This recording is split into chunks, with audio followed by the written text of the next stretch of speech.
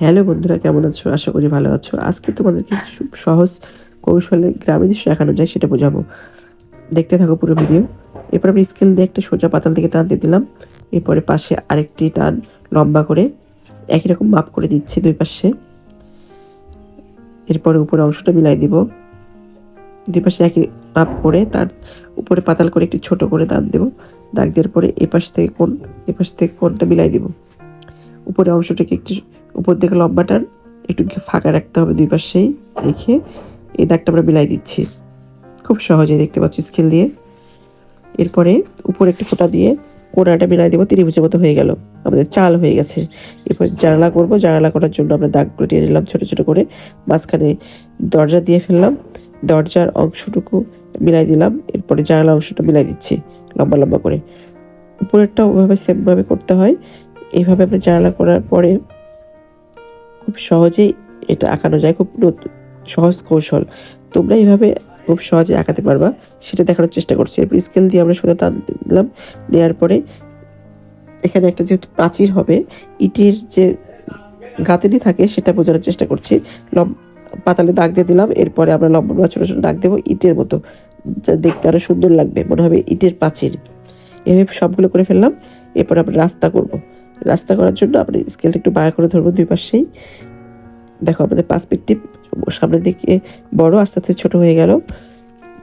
এরপরে আমরা গাছ করব। ভি শেপ দেওয়ার পরে গাছটা তৈরি করলাম। উপরে অংশটুকু আবার ছোট ছোট ডাল দিয়ে দিলাম, উপরে পাতাগুলো করে ফেললাম, দেখতে পাচ্ছ। তারপর নিচে দিগন্ত দিলাম, দেখতে আরো সুন্দর লাগবে দৃশ্যটি।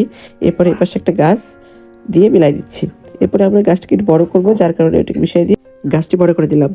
এখন আমরা রং করব। প্রথমে আমরা আকাশি কালার দিয়ে দিচ্ছি উপরে। এটা হচ্ছে ডমসের সাইজবেন কালার, খুবই সুন্দর, খুব সহজে রং করা যায়। দেখতে পাচ্ছ পুরো আকাশটা করে ফেললাম। আকাশটা মিল করে দিচ্ছি একদম সুন্দর করে। তোমরা এইভাবে করতে পারো, অন্য কালার দিতে পারো।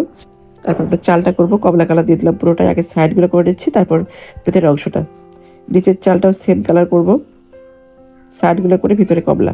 তারপরে গাছ কালার করবো, দুটো গাছের কালার যার ওই সবুজ আর একটু হালকা হলুদ দিয়ে দিব, সঙ্গে একটু সবুজ মিক্স করে দেবো, দেখতে তাহলে আরো সুন্দর লাগবে। সেমভাবে এই গাছটাও করব, যেভাবে আমি করছি তোমরা এইভাবে চেষ্টা করো, তাহলে খুব সহজেই আঁকাতে পারবা। এরপরে আমরা ঘরের নিচের অংশ করব, খয়েরি কালার দিচ্ছি। সেমভাবে নিচের ঘরটাও করব। হয়ে গেল।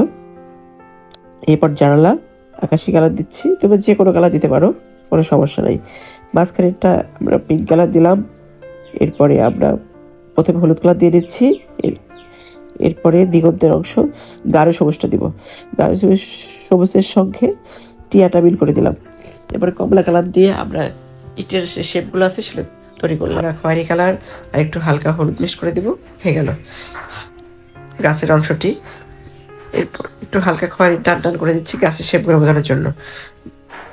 এরপর রাস্তাতে হলুদ দিয়ে দিলাম, আর পাশে আমরা এগুলো সবুজ কালার দিয়ে দিচ্ছি। দেখতে পাচ্ছ সবুজ কালার সুন্দর করে মিলাই দিলাম।